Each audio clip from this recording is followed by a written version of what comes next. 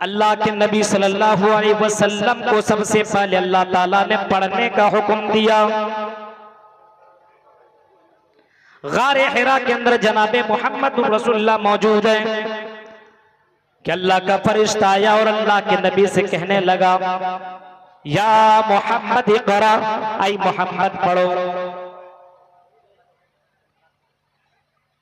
आई मोहम्मद पढ़ो सल्लल्लाहु अलैहि वसल्लम। अल्लाह के नबी जवाब देते, मा आना बिकारी, मैं पढ़ा हुआ नहीं हूं, मुझे पढ़ना नहीं आता। फिर उस फरिश्ते ने मोहम्मद रसूलुल्लाह को पकड़ा और जकड़ने के बाद कहते हैं, या मोहम्मद इक़रा, आई मोहम्मद सल्लल्लाहु अलैहि वसल्लम पढ़िए। आपका जवाब वही आता है, मा आना बिकारी, मैं पढ़ा हुआ नहीं हूं, मैं पढ़ना नहीं जानता। फिर फरिश्ते ने दबाया। बुखारी के अल्फाज हैं, हदीस है, तीसरे नंबर की यह हदीस है बुखारी शरीफ। जैसे ही आप खोलेंगे आपको यह हदीस शुरू में मिल जाएगी। अल्लाह के नबी ने फिर कहा, मुझे पढ़ना नहीं आता। फरिश्ते ने कहा, पढ़ो, इक़रा बिस्मि रब्बिकल्लज़ी खलक़, खलक़ल इंसान मिन अलक़, इक़रा व रब्बुकल अकरम अल्लज़ी अल्लम बिल क़लम। नबी को कहा जा रहा, पढ़ो उस रब के नाम से जिसने पैदा किया। यानी सबसे पहले मोहम्मद रसूलुल्लाह को पढ़ने का हुक्म दे रहा है, इल्म सीखने का हुक्म दे रहा है। अल्लाह के नबी से ये कहा नहीं जा रहा है कि चल नमाज पढ़ जल्दी से ये काम करो, अमल करो, वो करो, ये करो, नहीं, बल्कि अल्लाह के नबी सल्लल्लाहु अलैहि वसल्लम को सबसे पहले इल्म, सबसे पहले तालीम, सबसे पहले पढ़ने का हुक्म दिया जा रहा है। इक़रा बिस्मि रब्बिकल्लज़ी खलक़, आई नबी, आई मोहम्मद सल्लल्लाहु अलैहि वसल्लम अपने रब के नाम से पढ़िए, सबसे पहले पढ़िए। इसी वजह से कुरान दूसरी जगह कहता है, फ़अलम अन्नहु ला इलाहा इल्लल्लाह, ऐ लोगों इस बात को तुम जान लो कि अल्लाह के अलावा कोई पूजा योग नहीं है, कोई इबादत के लायक नहीं है। इस बात का तुम्हें इल्म होना चाहिए कि इबादत के लायक सिर्फ अल्लाह। जितने भी बाबा, जितने भी देव देवता हैं, ये सब के सब बेकार, ये सब के सब बातिल हैं। इन माबूदा ने बातिल के सामने अपनी पेशानी को मत रख, एक अल्लाह की इबादत करो।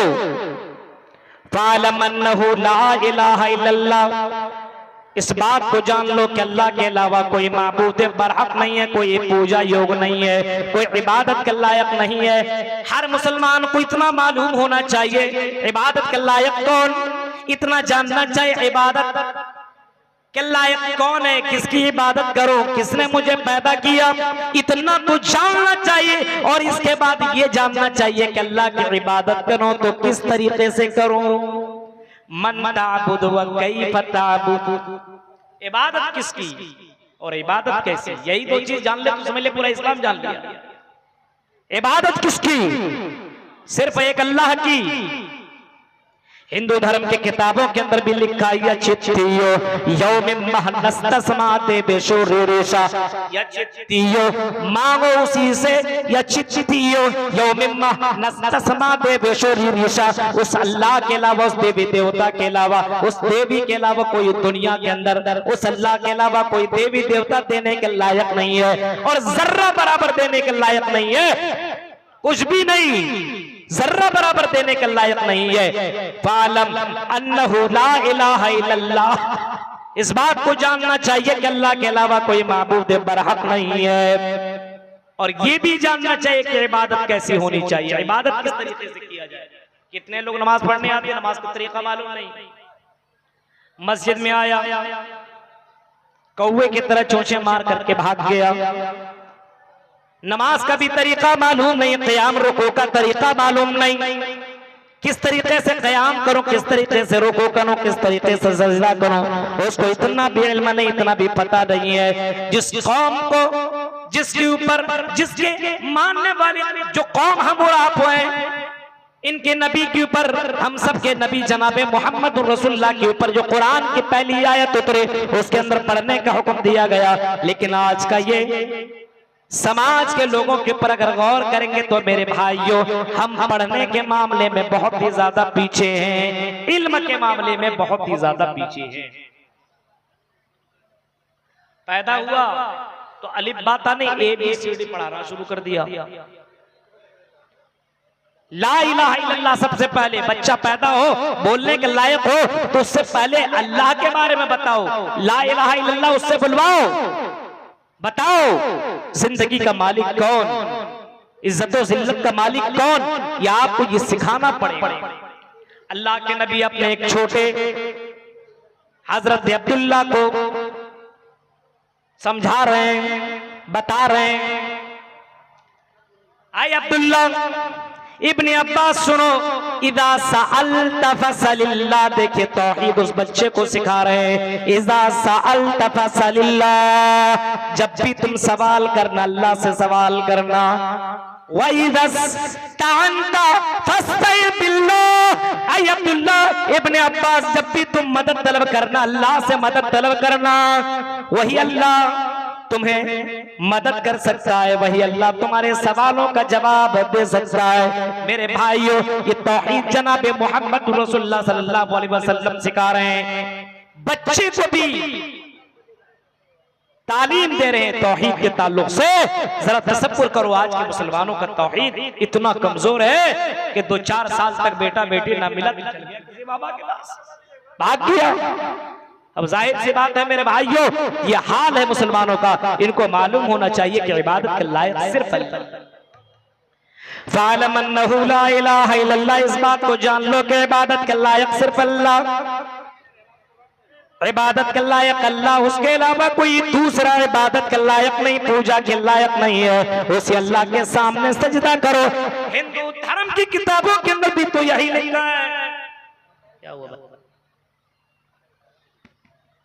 मोहतरम सामीन, कटिहार के बहुत ही फ़आल और बहुत ही एक्टिव रहनुमा MLC जनाब अशोक अग्रवाल साहब यहाँ तशरीफ़ ला चुके हैं। हम उनका खैर मकदम करते हैं, इस्तकबाल करते हैं और यहाँ आने के लिए हम उनके शुक्रगुजार हैं। उनसे गुजारिश करूँगा कि आप बैठें कुछ देर हमारे यहाँ और हमें अपने शरफ से नवाजें।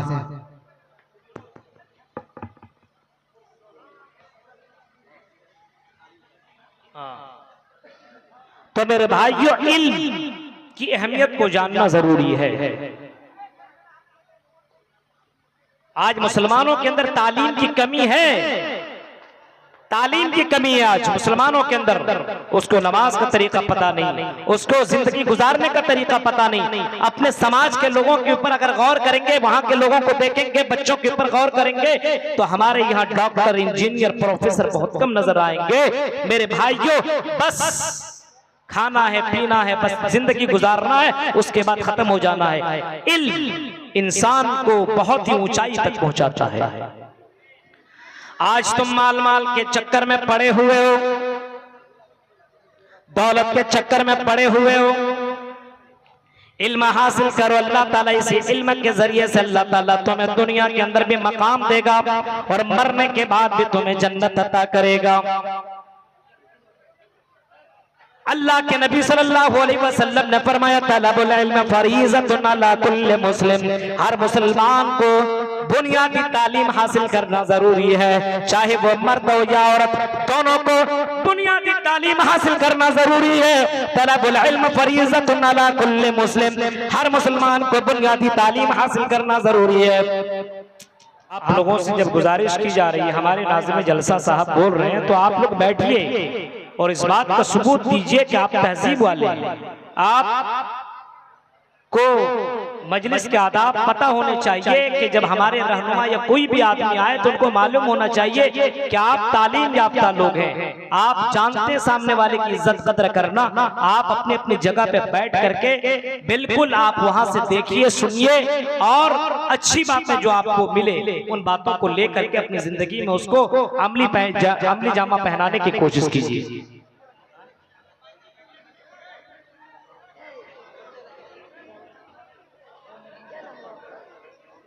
अल्हम्दुलिल्लाहि रब्बिल आलमीन का तर्जुमा करके बरा बताओ, ट्रांसलेशन करके बताओ। वो बंदा अल्हम्दुलिल्लाह का तर्जुमा नहीं कर सकता है। हाय रे मुसलमान, तो मुसलमान होकर के इतना पीछे हो गया। तुम्हें तो कुरान मालूम होना चाहिए, तुम्हें तो जनाब मोहम्मद रसूलुल्लाह की हदीसें मालूम होनी चाहिए। जरा तसव्वुर करो, अगर इल्म है तो आपके पास इल्म है तो इल्म के बलबूते पे तुम कुछ भी बन सकते हो। इल्म के बलबूते पे तुम आला से आला मकाम दुनिया के अंदर हासिल कर सकते हो। इल्म नहीं है तो आप ऊंचाई पे नहीं जा सकते। गौर कीजिए मेरे भाइयों, तसव्वुर करें आप। अल्लाह के नबी ने यहाँ तक बताया, इल्म हासिल करने वाला अगर घर से निकलता है, मन सलका तरीकन यल्तमिसु बिही, जो आदमी इल्म हासिल करने के लिए अपने घर से निकलता है तो गोया कि वो जन्नत के रास्ते की तरफ निकल चुका है। इल्म हासिल करना जरूरी है मेरे भाइयों।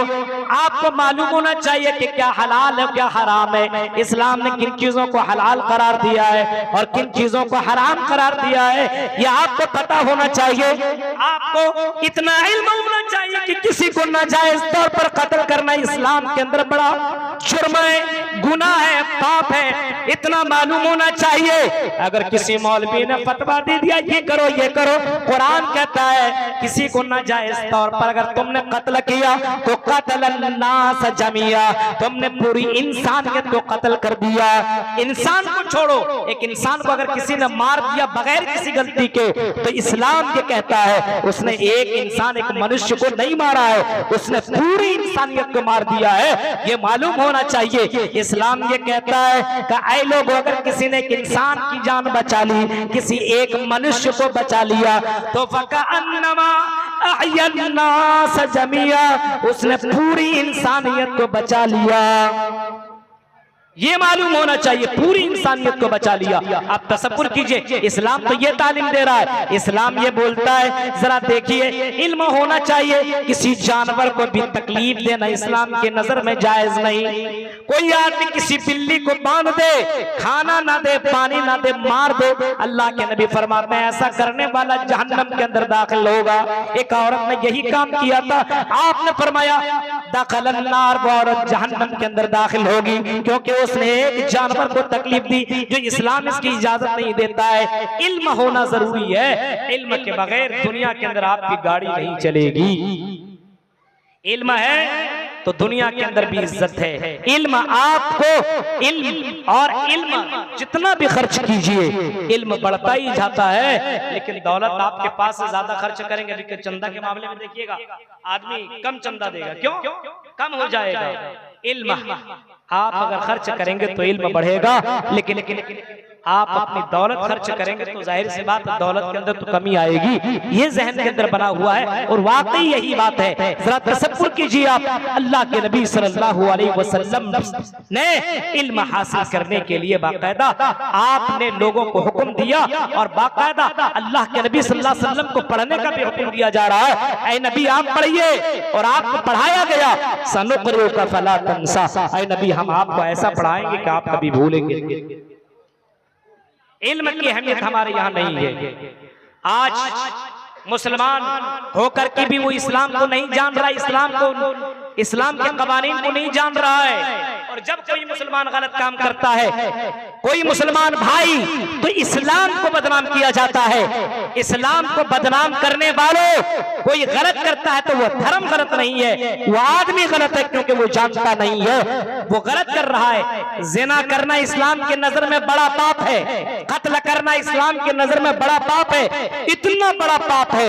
अल्लाह के नबी से जब सवाल किया गया तो अल्लाह के नबी ने बड़े बड़े गुनाहों को जहां पे आपने बताया वहां पे ये भी बताया कि अगर कोई आदमी ज़िना करता है तो बड़ा पाप कर रहा, बड़ा गुनाह कर रहा है, और कोई आदमी किसी को कत्ल कर रहा है तो मेरे भाइयों ये भी बड़ा पाप है इस्लाम की नजर से। जानने की जरूरत है। आज हम और आप इल्म से ज्यादा पीछे हैं। इल्म हासिल सिर्फ करते हैं बस पैसा कमाने के लिए। इल्म हासिल कर रहे हैं क्यों? नौकरी सिर्फ पाने के लिए।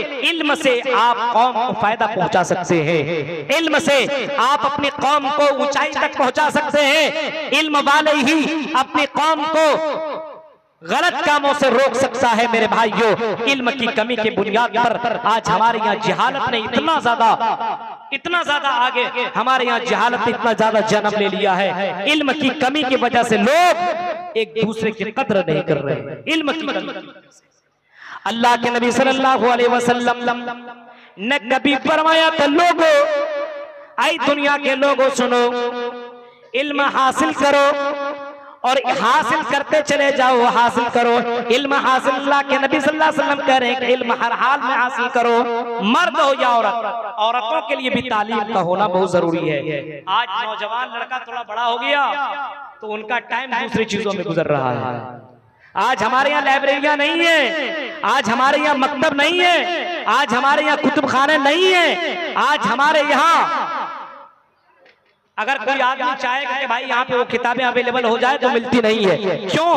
तालीम से कोई मतलब नहीं है। मेरे भाइयों, हमें और आपको चाहिए कि हम और आप इल्म को हासिल करने की कोशिश करें। अपने बच्चों को भी इल्म हासिल कराएं, अपने फैमिली को भी इल्म हासिल कराएं और बुनियादी तालीम जाने, नमाज का तरीका, दीन का तरीका, और इसी तरीके से दुनिया में जिंदगी गुजारने का तरीका हमें और आपको मालूम होना चाहिए। बहुत सारी बातें लेकर के आया था, लेकिन बीच में जाहिर सी बात है गाड़ी जब तेज चलती है और अचानक रोक दिया जाए तो फिर से पिकअप लेने में और फिर से आगे बढ़ने में बड़ी मुश्किल है। बैरकैफ हमारे सामने हमारे इलाके के और आपके इस इलाके के बड़े रहनुमा आपके सामने मौजूद हैं। इनकी तकरीर या इनकी स्पीच जरूर सुनिए।